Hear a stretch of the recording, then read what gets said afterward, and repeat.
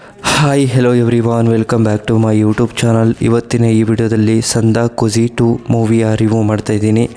ಈ ಮೂವಿಯ ಬಜೆಟ್ ಏನು, ಸ್ಟೋರಿ ಏನು ಮತ್ತು ಫ್ಯಾಕ್ಟ್ಗಳನ್ನು ಈ ವಿಡಿಯೋದಲ್ಲಿ ತಿಳ್ಕೊಬರೋಣ. ಅದಕ್ಕೂ ಮುಂಚೆ ನಮ್ಮ ಚಾನಲ್ಗೆ ಸಬ್ಸ್ಕ್ರೈಬ್ ಆಗಿಲ್ಲ ಅಂದರೆ ಸಬ್ಸ್ಕ್ರೈಬ್ ಮಾಡಿಕೊಂಡು ಕೆಳಗಡೆ ಕಾಣ್ತಿರೋ ಬೆಲ್ಲೈಕನ್ನ ಕ್ಲಿಕ್ ಮಾಡಿಕೊಳ್ಳಿ. ಬನ್ನಿ ಗಾಯ್ಸ್, ಇವತ್ತಿನ ವಿಡಿಯೋವನ್ನು ಶುರು ಮಾಡೋಣ.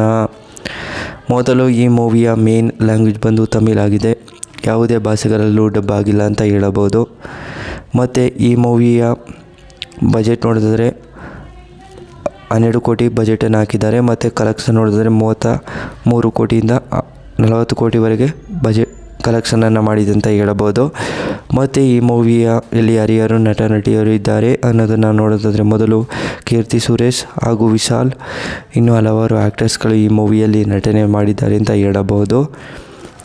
ಮತ್ತು ಬಿಡುಗಡೆ ಆಗಿದ್ದ ದಿನಾಂಕ ಅಕ್ಟೋಬರ್ 18, 2018ರಂದು ಬಿಡುಗಡೆ ಆಗಿರುವಂಥ ಸಿನಿಮಾವಾಗಿದೆ ಅಂತಲೂ ಕೂಡ ಹೇಳಬಹುದು.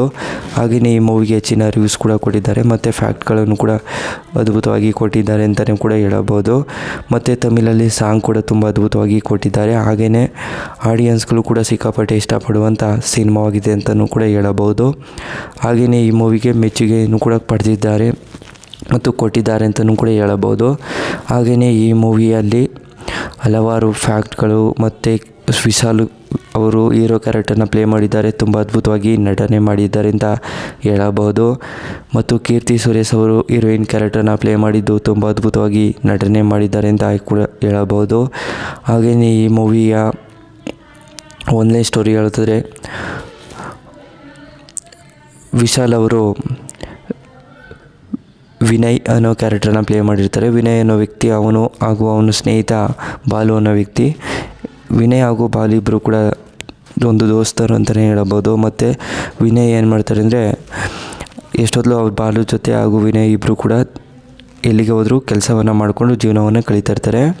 ಕೆಲವು ತಿಂಗಳ ನಂತರ ಒಂದು ಫ್ಯಾಕ್ಟ್ರಿಯಲ್ಲಿ ಆಪ್ರೇಷನನ್ನು ಮಾಡೋಕ್ಕಿಂತ ಹೋಗ್ತಾರೆ. ಯಾವ ರೀತಿ ಆಪ್ರೇಷನ್ ಅಂದರೆ, ಅವರು ಒಂದು ತಮಾಷೆಗೆ ಆಪ್ರೇಷನ್ ಅಂತ ಹೇಳಿ ಕರ್ಕೊಂಡು ಹೋಗ್ತಾ ಇರ್ತಾರೆ. ಮತ್ತು ಅಲ್ಲಿ ಹೋಗಿ ಅವರ ಒಂದು ಆಪ್ರೇಷನ್ ಅಂದರೆ ಅವರು ಒಂದು ಕೆಲಸನ ಆಪ್ರೇಷನ್ ಅಂತ ಹೇಳಿ ಕರೀತಾರೆ.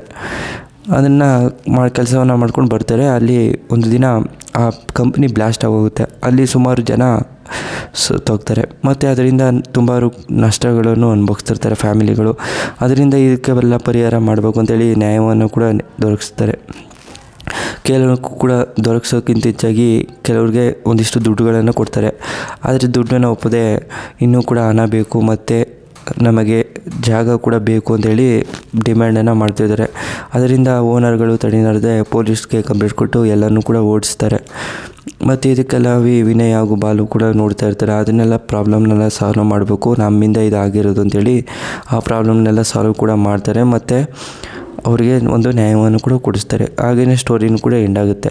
ಸ್ಟೋರಿ ನಿಮಗೆ ಇಷ್ಟವಾದರೆ ಶೇರ್ ಮಾಡಿ, ಲೈಕ್ ಮಾಡಿ. Thanks for watching.